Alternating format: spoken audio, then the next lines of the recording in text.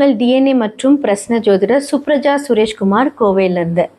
இன்றைக்கு நம்ம பார்க்க போகிறது ஆவணி மாத பலன்கள்.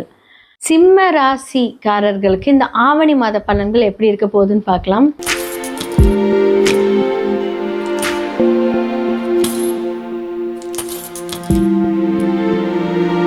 ஆடி மாதமாக இருக்கட்டும், இந்த ஆவணியோட ஸ்டார்டிங்காக இருக்கட்டும், கொஞ்சம் ஃபேவராக இருக்குது அப்படின்னு நான் சொல்லியிருந்தேன். ஸ்டில் பார்த்தீங்க அப்படின்னா உங்களுக்கு எதிரியாக இருக்கக்கூடிய சனி பகவான் வக்கரமாக இருக்காரு. ஓகே, ஒரு விஷயம் நல்ல விஷயம். ஆனால் அதர் பிளானட்ஸ் உங்களுக்கு எப்படியான ஒரு இம்பேக்ட் கொடுக்குது அப்படின்னு பார்க்கலாம். இல்லை, உங்களுடைய லக்னத்தில் யார் இருக்காரு அப்படின்னா சூரியன் உட்காந்துட்டாரு. அடுத்தது கேது புதன் இருக்காங்க.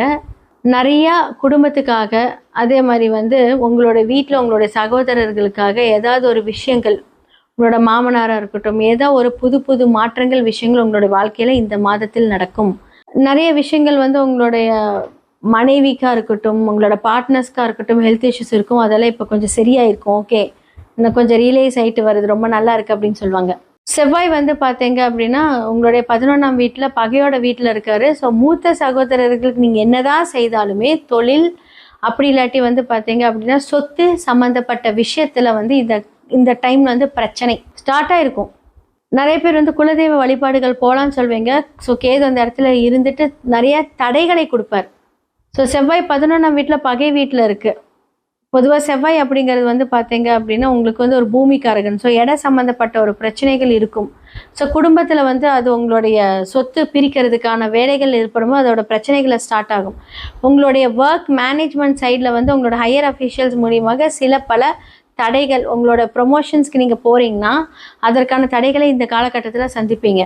பண வரவுகள் வரும், அதெல்லாம் எந்த பிரச்சனையும் கிடையாது. நல்ல சம்பளம், நல்ல ஒர்க்கு, நீங்கள் ஒர்க் பண்ணுறதுக்கு உண்டான எல்லாமே வரும். சமுதாய ரீதியான ஒரு விஷயங்கள் வக்கரமாக இருந்தாலும் அது நல்லா இருக்குது. 8க்குரியவர் 9க்குரியவராக இருக்கட்டும். அந்த ஒரு விஷயத்தில் எந்த ஒரு கவலையும் கிடையாது. ஆனால் வழிகாட்டுதல் அப்படின்னு சொல்லக்கூடிய குரு உங்களுக்கு 12ஆம் இடத்துல, அது சந்திரனோட வீட்டில் மறைந்து இருக்கிறார். மறைந்து உச்சம் பெற்றிருக்கிறார்.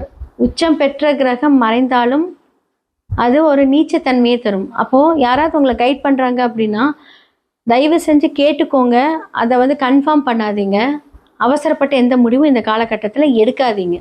சொல்லுவாங்க, நீ வா, வெளி வா, ஒரு பிஸ்னஸாக வா, பார்த்துக்கலாம், நீ சின்னதாக இன்வெஸ்ட்மெண்ட் போட, இருக்கிற வேலையை விட்டுரு, நான் பார்த்துக்கிறேன் அப்படின்னு ஏதாவது ஒரு கன்வின்ஸ் பண்ணி உங்களை கூப்பிட்றாங்க. நான் சொல்கிறது ஒரு எக்ஸாம்பிள் தான். இதை நீங்கள் எப்படி வேணாலும் உங்களோட லைஃப் என்ன வருதோ அதை அப்ளை பண்ணிக்கோங்க. நீங்கள் ஒரு வேலையை விட்டு நீங்கள் வெளியே அவங்கள நம்பி வரும்போது அவங்க என்ன பண்ணுவாங்க அப்படின்னா உங்களுடைய நம்பிக்கையும் கெடுத்து விட்டுருவாங்க. உங்கள் கையில் இந்த காசையை வாங்கி உங்களை ஏமாற்றிடுவாங்க. ஏன்னா அந்த மாதிரியான ஒரு ட்ரபிள் ஃபேஸிங் டைம் தான் அது. ஆல்ரெடி அஷ்டம சனி பார்வையில் இருக்கீங்க நீங்கள். அவர் வக்கரமாக இருந்தாலும் அவர் இப்போ நல்லது பண்ணிகிட்ருக்காரு. ஏதோ ஒரு வகையில் உங்களுக்கு ஒரு வருமானத்தை கொடுப்பார். ஒரு ப்ரெஷர், டென்ஷன்லேருந்து ஓகே இப்போதைக்கு பரவாயில்ல அப்படின்னு சொல்கிற அளவுக்கு ஒரு விஷயத்தை கொடுப்பாரு. அப்போ மாமனார் மூலியமாக ஒரு பிரச்சனை, அதாவது உங்களோட சுய ஜாதகத்தில் அது வேறு மாதிரி இருந்தால் அது வேறு மாதிரி ஒர்க் பண்ணும். இப்போ செவ்வாய் அப்படிங்கிறது 11ஆம் வீட்டில் உட்காந்துட்ருக்காரு. மாமனார் சார்ந்த ஏதாவது ஒரு குடைச்சல் பிரச்சனை, இல்லை பார்த்தீங்க அப்படின்னா அப்பாவோட அப்பா ஏதாவது ஒரு சொத்து தகராறு இந்த காலகட்டத்தில் நடக்கும். புதன் லக்னத்தில் இருக்கும்போது நீங்கள் என்ன பண்ணுவீங்க அப்படின்னா பிளான் பண்ணுவீங்க. ஓகே, முன்னாடி இந்த பிரச்சனை வருங்கிறது யூகித்து அதற்குண்டான சொல்யூஷன் எடுப்பீங்க. இதே தான் ஸ்டடீஸ். புதுசாக மாணவர்கள் நீங்கள் படிக்கிறீங்க அப்படின்னா சில ஸ்ட்ரகிள்ஸ், அப்டக்கல்ஸ் இருக்கும். ஆனால் சூப்பராக படிச்சிருவீங்க. இதே நீங்கள் பெண்களாக இருக்கீங்க அப்படின்னா முடிஞ்சளவுக்கு உங்களோட ஜாதகத்தை பார்த்துக்கோங்க. ஏன்னா 11ஆம் வீட்டில் பகை வீட்டில் செவ்வாய் தனித்திருந்து உங்களுடைய குடும்பத்தை பார்க்கிறார். அப்போ என்னன்னா குடும்பத்தில் சில கிளாஷஸ், ஒரு திடீர் முடிவுகள், திடீர் மாற்றங்கள், திடீர்னு சொல்லக்கூடிய ஒரு விஷயங்கள் சடனாக அப்படியே ஒரு பிளான் பண்ணிட்டே போவீங்க, அது அப்படியே கட் ஆகிடும். ஜாக்கிரதை. ஏன்னா செவ்வாய் 4ஆம் பார்வையாக தன்னுடைய உங்களோட 2ஆம் வீட்டை பார்க்குறாரு.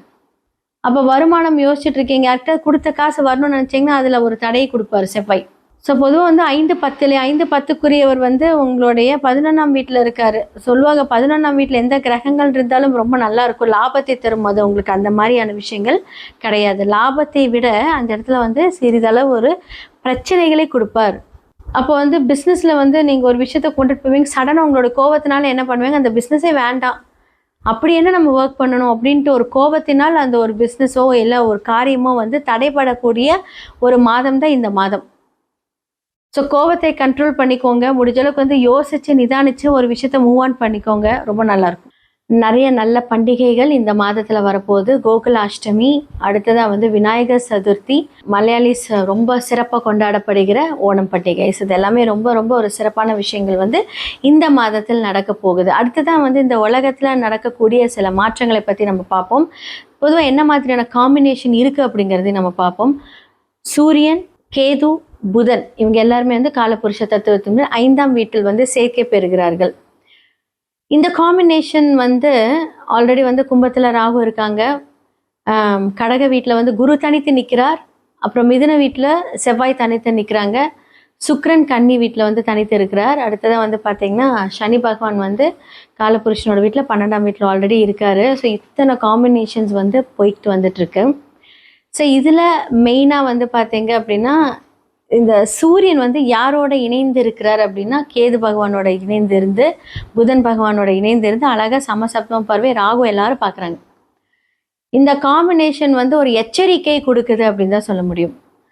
இந்த எச்சரிக்கை எப்படி அப்படின்னா, நிறைய பேர் நிறைய ட்ராவல் பிளான் பண்ணியிருப்பீங்க. இந்த மாதத்தை கொஞ்சம் தவிர்த்திருக்கிறது நல்லது.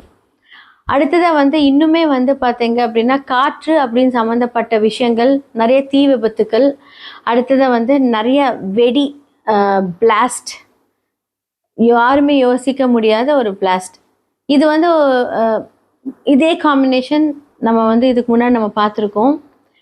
ஸோ நம்ம ஃப்ளைட் கிராஷெலாம் பார்த்துருக்கோம். இதே காம்பினேஷன் என்ன அப்படின்னா, அப்போ வந்து சூரியன் கேது மட்டும் இருந்து பார்த்துருக்கேன். இப்போ புதன் இணைந்து பார்க்குறாங்க. ஸோ ராகும் பார்க்குது. ஸோ இந்த மாதிரியெல்லாம் இருக்கும்போது என்ன அப்படின்னா, மீடியா ஃபீல்டு இதில் நிறையா பாதிப்புகளை நம்ம பார்க்க போகிறோம். மீடியா ஃபீல்டில் இருக்கிறவங்களுக்கு பிரச்சனை. அதே மாதிரி வந்து கெமிக்கல் ஃபேக்ட்ரிஸ், ட்ராவலிங் பண்ணுறவங்க இதெல்லாம் கொஞ்சம் யோசித்து நீங்கள் வந்து இந்த மாதத்தை கொஞ்சம் கடந்தீங்கன்னா ரொம்ப நல்லாயிருக்கும் அப்படின்னு தான் நான் சொல்லுவேன். ஸோ இதெல்லாமே வந்து கொஞ்சம் ஜாக்கிரதையாக இருக்கக்கூடிய ஒரு காலங்கள். ஸோ மேஷம்லேருந்து மீனம் வரைக்கும் இந்த ஆவணி மாத பலன்கள் எப்படி இருக்குது? ஏன்னா சூரியனோட டிரான்சிட் வந்து ஆகஸ்ட் மிட்லேருந்து செப்டம்பர் வரைக்கும் இருக்க போகுது.